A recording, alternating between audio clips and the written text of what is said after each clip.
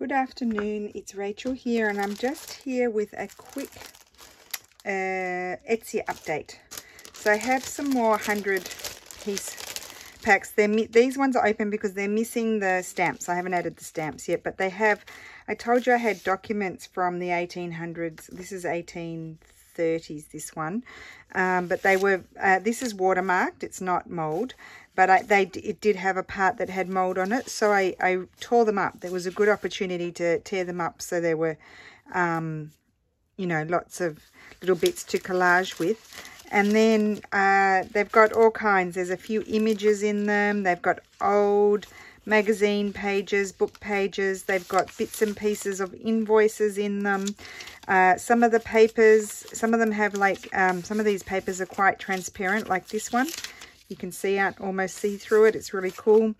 I'm not going to pull them right out. Yeah, that's the top of an invoice. They've got some 1700s pages, bits and pieces. They've got a few ads in them, some really fun, cool images from the 1896, I think that magazine was from. Yeah, and these are really old. These are from that lady that had the scrapbooking paper, so the ones that have that writing on the back. Those are from the 1880s and 1890s. And then some, yeah, just like, look, there's script, there's ads, there's old maps, old invoices. So just to give you an idea of what's in them, a bit of old music paper. Really, really fun. And then they've got some few colourful pieces in them as well. Just fun pieces already torn up, ready to use in collage. So I've prepared those. They take me a really long time to prepare, as you can imagine, because I've got to be super organised. And then I said I wasn't going to have any more books, but I know I've moved away from the camera. I'm just going to bring the books over. My dealer man, I call him the dealer man, he contacted me and he said, oh, do you want more books? And I thought, oh, no, probably not. And I went down and they were really super nice books. And I'm nearly out of this sort of size book. So he let me select them. So that was good, because normally he says I have to take them all and there's stuff in there that I don't want. So I've got these. I've already sold half of them.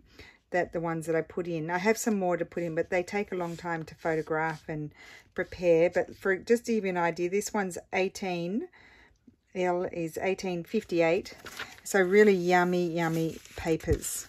So let's just have a look. I'm not sure which are the newer ones. This might be a newer one, but they're all pretty old, if I'm honest.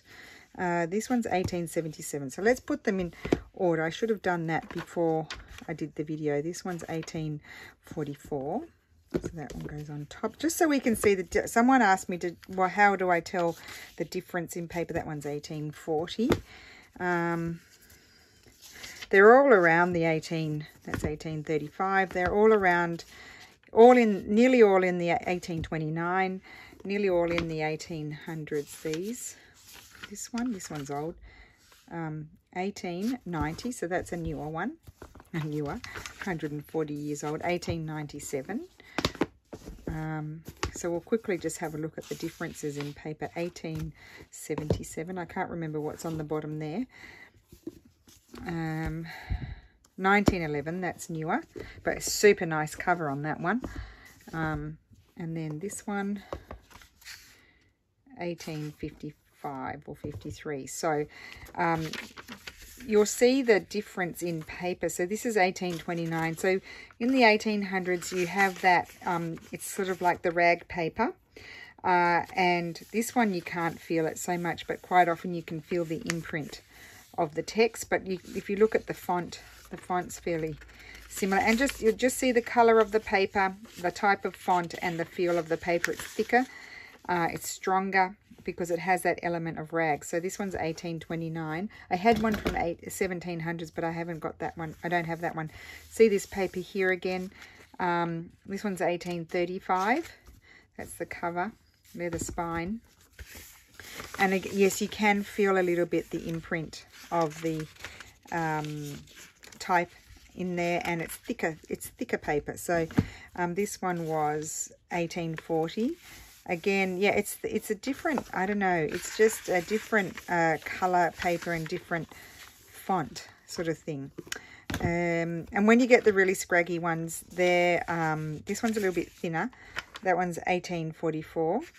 So that's the cover of that one. Beautiful leather spines. But still similar color paper to that one.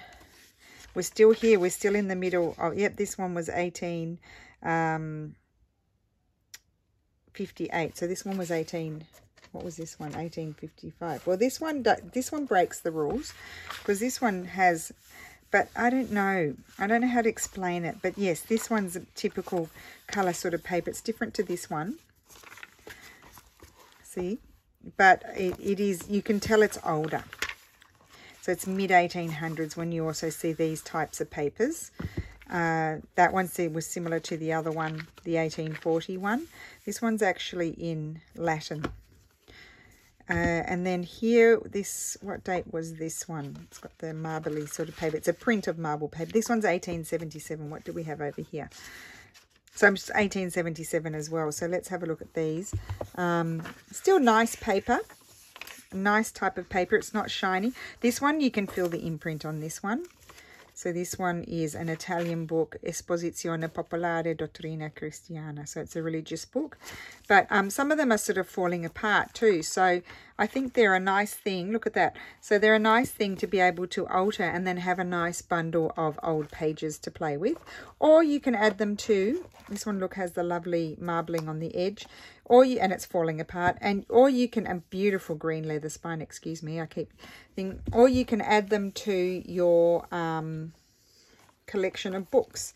I would alter this one, it's falling apart. So this was 1877, so still the nice sort of textured paper, but it's becoming a bit smoother. And then we come to, this is it looks like 1880 actually, that one. Similar, it's a little bit more smooth, the paper. It's a similar color to the 1851, but it's more smooth. But you can see from the font, it's really still very old. And then we come to this one here. So these are all available in my shop. This is late 1800s, so you can already see the type of graphics that you're going to see in the books. And then look at this is already, you can tell it's smoother paper. It's not shiny, but it's smoother. It's that already, it's still quite thick. It's not brittle. The papers in the 1900s can become quite brittle. This one's not brittle at all, but it is late 1800s. I'm just trying, because a lady has bought some paper packs and she was just wondering how to tell. It's very hard. Like, you need to have a collection of books that you can, I mean, I'm not an expert with the paper. It's just from handling so many books going through my hands that I am sort of now able to sometimes tell. So this is very early 1900s. As you move on in the 1900s, you start to get the smooth, more shiny paper, a bit like well, I think this one was 1800s as well, but it's quite a different sort of font and type of paper. So I don't know if that's helpful at all. It's kind of, you just need to do it through practice. But when you're going to when you find in the paper packs, the papers, especially the papers that, actually I've got some up here, just a minute. I do. I've got some bits and pieces left over up here. I'll show you the really old papers. So this type of paper with this kind of font, that's similar to the early 1800s ones. So that one could be 1700s, I can't remember, or it's very early 1800s. Let me see what else. I do have some others. So that's the same one. If you also, quite often when you find the bigger pages that are written in Latin, they are, I've got some more of that one, they are quite often early 1800s, or this one's in French, or 1700s. Now this one here, this type here especially, this one's actually in English, I hadn't even noticed. This is 1800s, first half. It's first half. You don't normally find them like that second half of the 1800s. This is 1900s, this one. Let me see. I just wanted to see if I had some. Oh, here we go. Here we go. So this one here, I mean, look how grungy it is.